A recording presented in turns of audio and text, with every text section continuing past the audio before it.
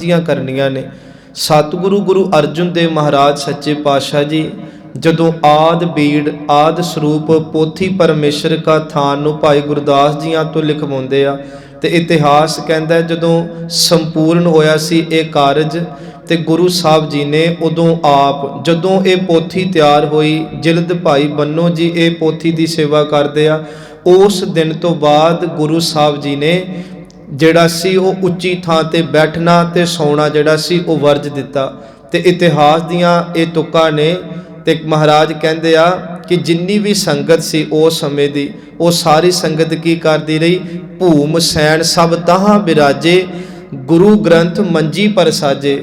ਕਹਿੰਦੇ ਗੁਰੂ ਸਾਹਿਬ ਜੀ ਭੂਮ ਦਾ ਪਾਵਨ ਦਾ ਜ਼ਮੀਨ ਤੇ ਸਾਰੇ ਬਾਬਾ ਬੁੱਢਾ ਜੀ ਵਰਗੇ ਮਹਾਂਪੁਰਖ ਬ੍ਰਹਮ ਗਿਆਨੀ ਧੰਨ ਭਾਈ ਗੁਰਦਾਸ ਜੀ ਵਰਗੇ 9 ਸਾਲ ਧੰਨ ਗੁਰੂ ਹਰਗੋਬਿੰਦ ਮਹਾਰਾਜ ਜੀਆਂ ਦੀ ਉਸ ਸਮੇਂ ਉਮਰ ਹੈ। ਸਾਰੇ ਹੀ ਉਸ ਸਮੇਂ ਸਿੱਖਾਂ ਨਾਲ ਗੁਰੂ ਅਰਜਨ ਦੇ ਪਿਤਾ ਉਹ ਆਪ ਧਰਤੀ ਤੇ ਸੁੱਤੇ ਆ।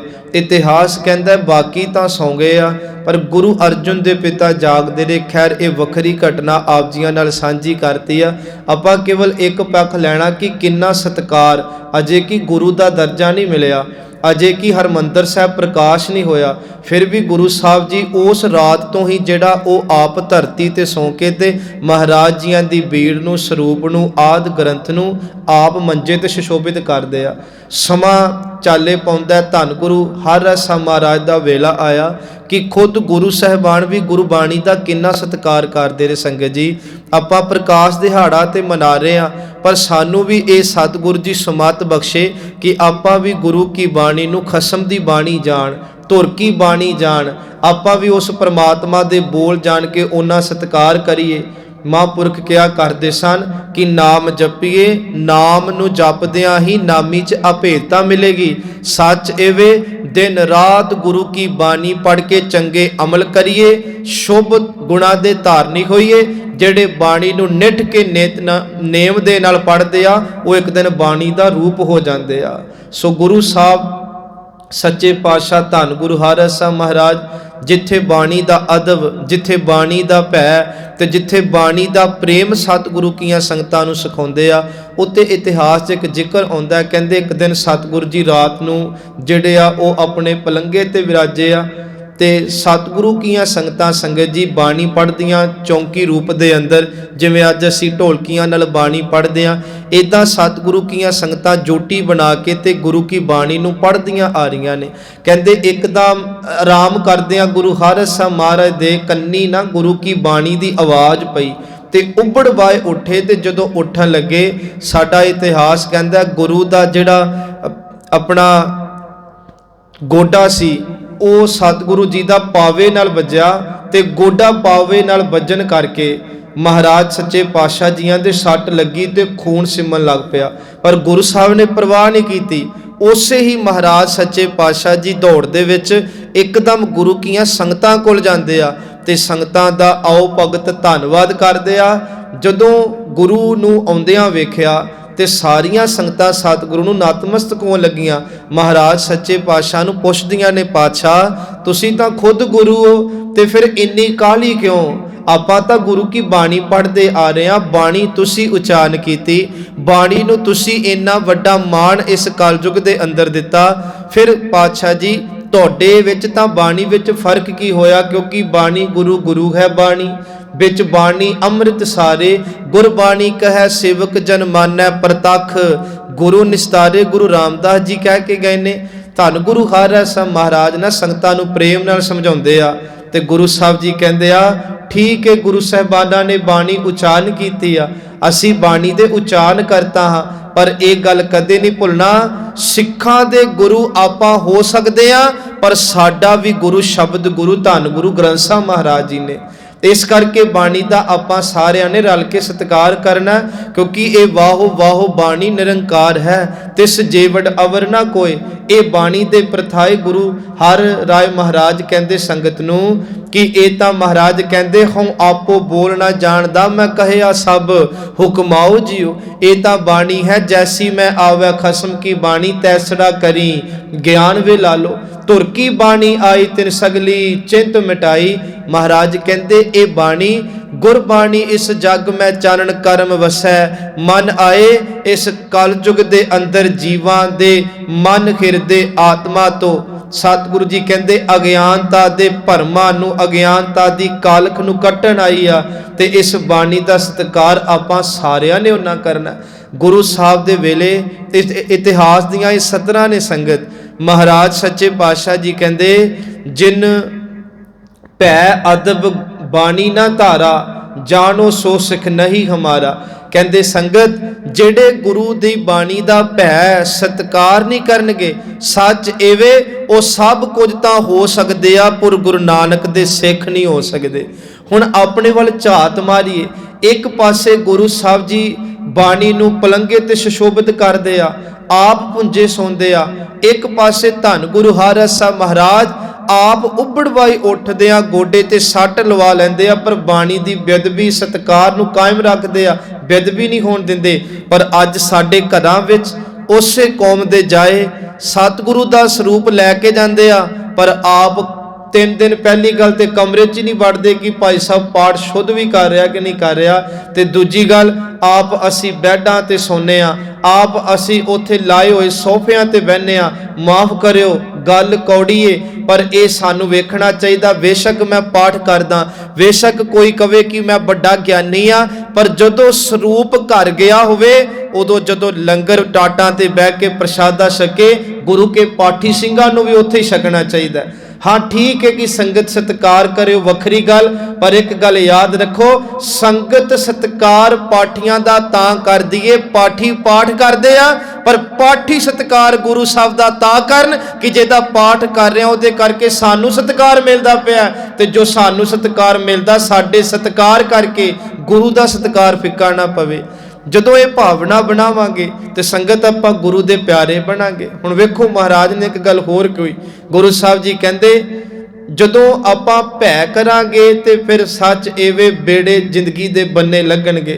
जिथे गुरु साहब ने कहा कि जिन भै अदब गुरबाणी ना धारा जानो सुसक नहीं हमारा उथे धन गुरु हरराज साहब महाराज कहंदे आ जो सिख गुरबाणी भै करै जेड़े पैर रखणगे अदब रखणगे सत्कार करनगे सच एवे सो बिन प्रयास भव सागर तरह ओ होर कोई जतन मशक्कत संजम ना रखन बाणी दा भै करन सच एवे जिन्हां दे हिरदियां च बाणी दा भै आ गया ओ बिना प्रयास तो दुनिया दे भव सागर तो तर जाणगे।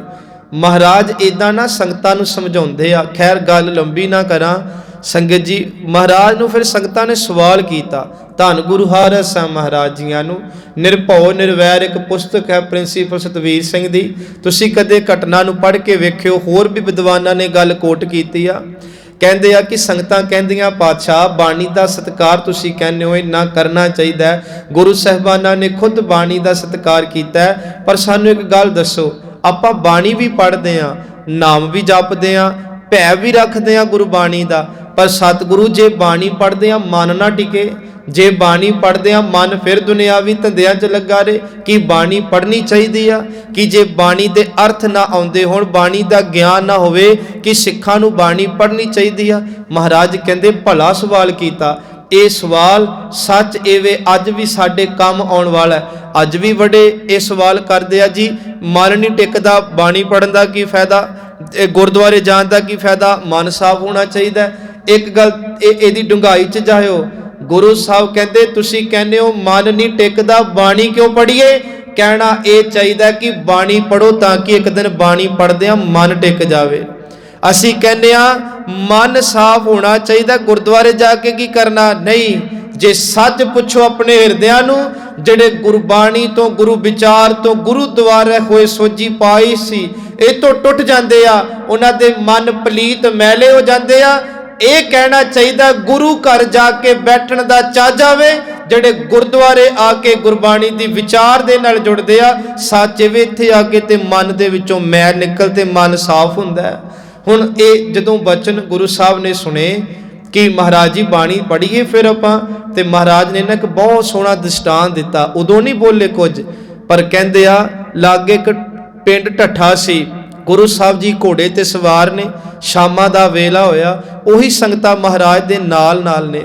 रस्ते विच जांदियां ना गुरु साहब ने एक कौतुक वेख्या, क्योंकि सिखां दे सवाल दा जवाब महाराज जी इदां दीयां रमजां पा के दिंदे हुंदे सन। हुण गुरु हारा साहब महाराज ने की वेख्या, एक कुन्नी दे टोटे होए आ।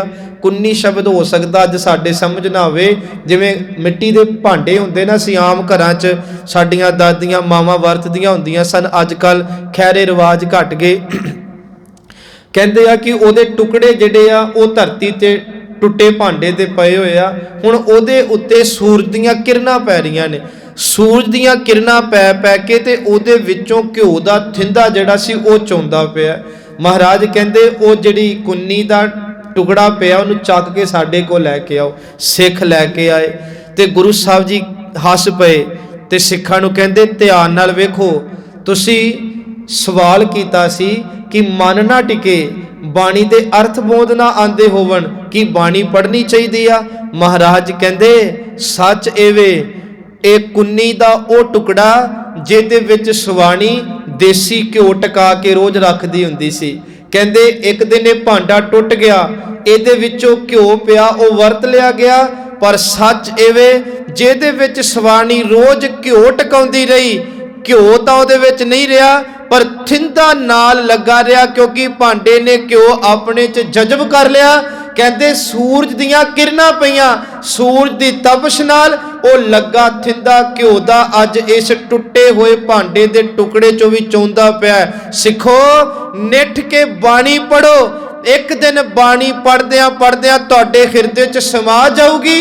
धुप दी किरण पई ते सच एवे टुੱਟੇ घड़े कुन्नी दे इस टुकड़े चों घ्यो सिमिया। जिदन गुरु रूपी सूरज दी बख्शिश दी किरण साडे हिरदियां ते पऊगी ते पढ़ी बाणी दा सच वे साडे ते असर होवेगा। ते जदों बाणी अंदर वसेगी ते जदों गुरु दी बख्शिश होवेगी, ओ बारी भी बाणी दा नूर साडे चेहरे तो दिसेगा। संगतां हाथ जोड़े जी, अखां सेजल कीतियां। महाराज ने वेखो किन्ना गूढ़ ज्ञान संगत जी एक निक्की जी घटना च दिता।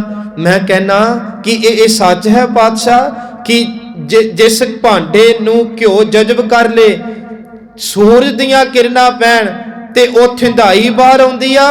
जिस हिरदे च रोज बाणी दा अमृत पाया जाए, गुरु कृपा करे ते ओदे रोम रोम दे विचों बाणी दे एक दिन झलकारे पैंदे आ। हाँ ये सच है। इत्थे एक घटना मैं टुका दिना संखेप ही। गुरु साहब दे सिख ने भाई मती दास जी, भाई मती दास जी दा बंद बंद कटिया गया, सारे जानते हैं। पर वेखो टुकड़ियां विचों जिवें घ्यो नहीं गया, भाई मती दास दे शरीर दे दो हिस्से किए गए। पर कमाल दी गल, जदों जलाद सवाल करदा, होरां सवालां च एक सवाल सी कि आखिरी ख्वाहिश दसो।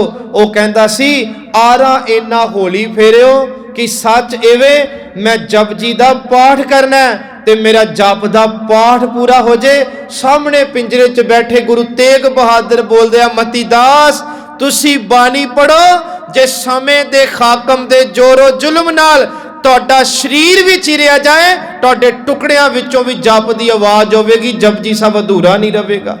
इनू साडा इतिहास कहंदा है, अर्धो अर्ध चराए सो डारा, परयो पृथ्वी पर होए दो फारा, दोनों तन ते जपजी पढ़ै, कहंदे खेरत सब को अचरज बढ़ै।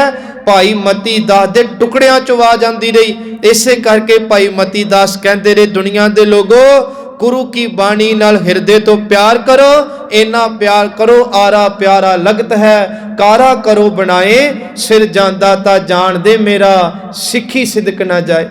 सो ये जिहड़ी बेनती कीती कि जदों आपां रोज बाणी पढ़ांगे, एक दिन बाणी दा रूप हो जावांगे। महाराज कहंदे ना कि सतगुर की बाणी सत स्वरूप है, गुरबाणी बनी है। महाराज कहते मैं गुरबाणी आधार है, गुरबाणी लाग रहा हूं, ਪਰ ਇਹ ਵੀ ਸੱਚ ਹੈ ਬਾਣੀ ਵਿਰਲੋ ਵਿਚਾਰ ਸੀ। ਜੇ ਕੋ ਗੁਰਮੁਖ ਹੋਏ ਇਹ ਬਾਣੀ ਮਹਾਂਪੁਰਖ ਕੀ ਨਿਜ ਘਰ ਵਾਸਾ ਹੋਏ। ਸੰਗਤ ਜੀ, ਜਿਨ੍ਹਾਂ ਦੇ ਨਿਜ ਘਰ ਦੇ ਵਿੱਚ ਬਾਣੀ ਦਾ ਵਾਸ ਹੋ ਜਾਂਦਾ ਹੈ, ਗੁਰੂ ਸਾਹਿਬ ਜੀ ਕਹਿੰਦੇ ਉਹ ਇਸ ਮਨੁੱਖਤਾ ਜਨਮ ਦੇ ਅਸਲ ਤੱਤ ਨੂੰ ਸਮਝ ਕੇ ਬਾਣੀ ਦਾ ਅਭਿਆਸ ਕਰਦੇ ਆ, ਨਾਮ ਦਾ ਅਭਿਆਸ ਕਰਦੇ ਆ। ਇੱਕ ਦਿਨ ਭਟਕਦਾ ਮਨ ਇਹ ਟਿਕ ਜਾਂਦਾ ਹੈ, ਟਿੱਕੇ ਮਨ ਚ ਗੁਰੂ ਸ਼ਬਦ ਦੀ ਦਾਤ ਪਾਉਂਦਾ ਹੈ। ਸ਼ਬਦ ਦਾ ਅਭਿਆਸ ਕਰਕੇ ਸੁਰਤ ਕਰਕੇ ਸਿੱਖ ਗੁਰੂ ਨਾਨਕ ਦੀ ਗੋਦ ਦਾ ਨਿੱਘ ਮਾਣਦਾ। ਸੋ ਇਹ ਹੈ ਬਾਣੀ ਦਾ ਸਤਿਕਾਰ ਆਪਾਂ ਕਰੀਏ।